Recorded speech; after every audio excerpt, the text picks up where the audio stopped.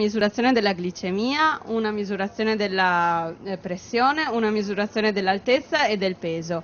Questo per controllare l'obesità del paziente, la pressione alta e il diabete. Lo screening avviene nell'ambulatorio mobile allestito in piazza Giorgione a Castelfranco Veneto per una delle molte tappe della campagna del buon compenso del diabete. Oggi è un controllo per avvisare i pazienti di andare a farsi gli esami del sangue e in seguito recarsi al centro antidiabetico più vicino per fare appunto una visita di controllo, fare l'esenzione per la patologia diabetica.